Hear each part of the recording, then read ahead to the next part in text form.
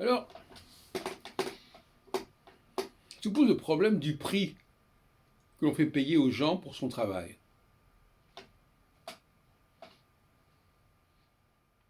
Il y a des gens qui disent, ben voilà, j'ai fait tel travail, ça vaut tant. Mais ils ne se demandent pas ce que ça signifie pour la personne à qui ils font payer ce service. C'est trop compliqué. Et ça, c'est tout à fait typique. Il y a des choses qui sont trop compliquées. On n'a pas le logiciel pour ça, donc on fixe un prix, et puis voilà, on ne fait pas attention à l'identité de la personne qui doit payer.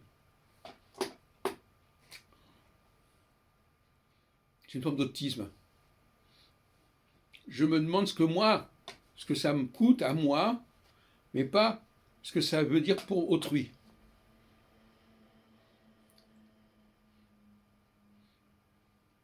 C'est là que la formule tu aimeras autrui plus. Voilà, ben oui, mais justement, beaucoup de gens se disent non, non, je sais ce que j'ai fait, je sais ce que ça me coûte, ils n'ont qu'à payer. Ils n'ont qu'à payer les autres.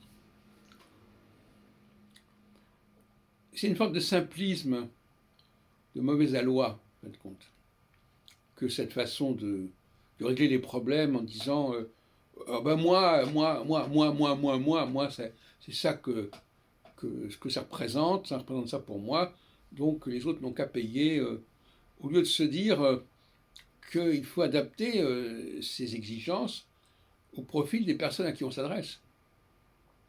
C'est pas automatiquement, c'est pas standardisé.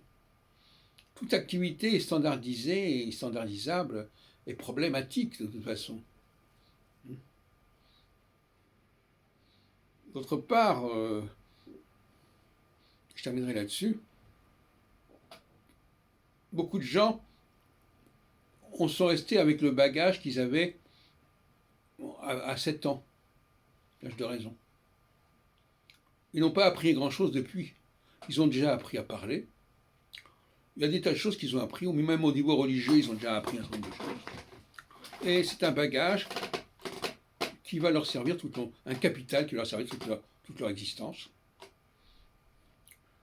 Et ils n'aiment pas beaucoup que l'on remette en question ce bagage, qu'on montre à quel point il est douteux.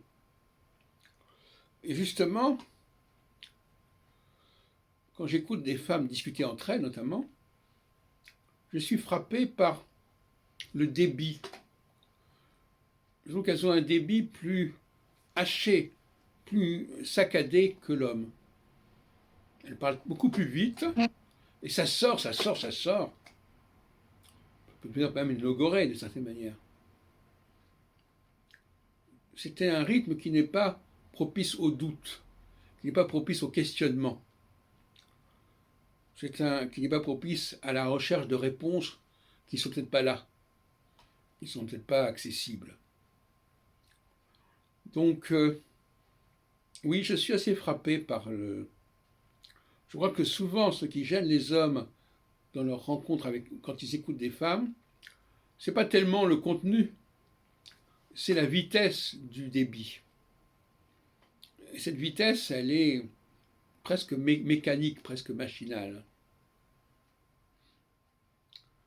Les hommes, d'une manière générale, sont censés parler plus lentement, avec plus d'hésitation,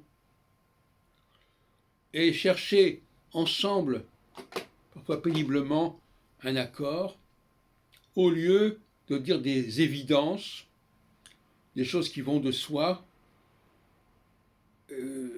comme le feraient les femmes en règle générale.